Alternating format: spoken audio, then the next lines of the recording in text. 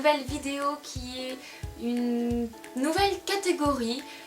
Voilà, je l'ai dit dans ma précédente vidéo que j'aimerais beaucoup faire des vidéos où je vous apprends des choses, des vidéos théoriques au niveau connaissances. Dans une nouvelle catégorie qui s'appelle Mission Passage de Galop. Aujourd'hui nous allons parler de quelque chose qui est à voir au galop 3, mais quand on le pousse un peu plus, c'est aussi à voir au niveau à la théorie galop 6. Donc voilà, ça permet de ne pas oublier ses acquis.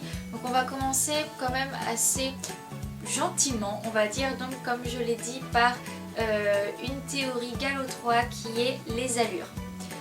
Donc je vais faire ça sous forme de 3 parties. Donc là c'est la vidéo première partie des allures. Donc nous allons voir le pas, le trot, le galop, le reculé, ainsi qu'un critère de jugement d'une allure. Et c'est parti.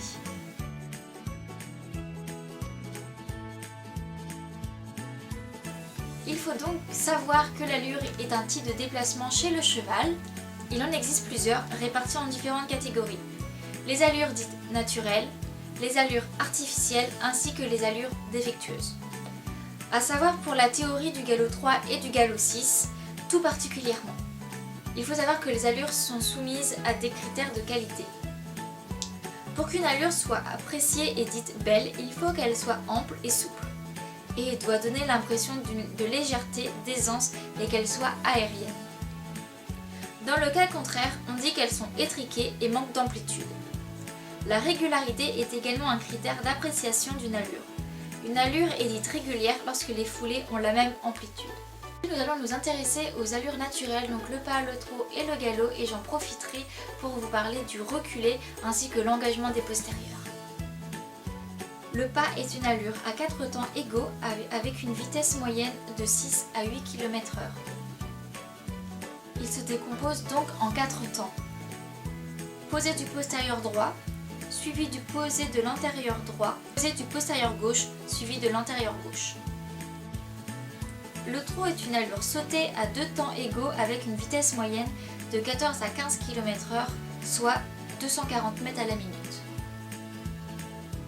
Elle se décompose par le posé du pipette droit, c'est-à-dire l'antérieur droit avec le postérieur gauche, suivi d'une projection, puis du posé du pipette gauche, c'est-à-dire l'antérieur gauche avec le postérieur droit.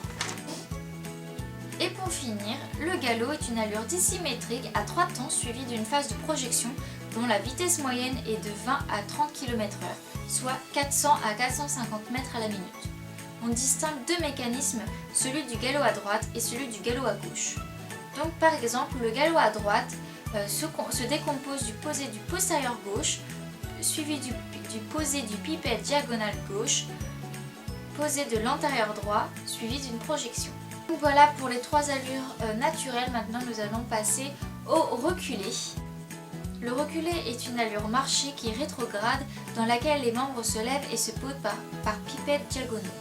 Un arrêt commence le plus souvent par un arrêt carré, c'est-à-dire que les antérieurs et les postérieurs sont alignés. Donc cela commence par la rétropulsion du pipette diagonale gauche, soutien et recul du pipette diagonale droit.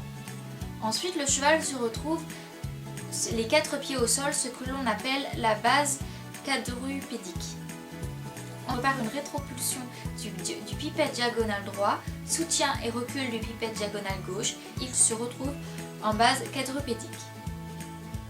A savoir qu'il faut toujours remettre son cheval en avant, c'est-à-dire au trot ou au galop après un reculé.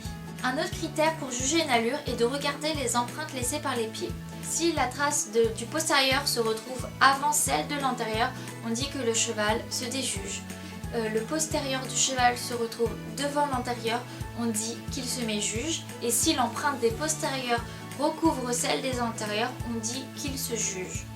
A savoir un cheval qui se déjuge est un cheval qui n'engage pas des postérieurs et qui donc ne fait pas travailler sa ligne du dessus correctement.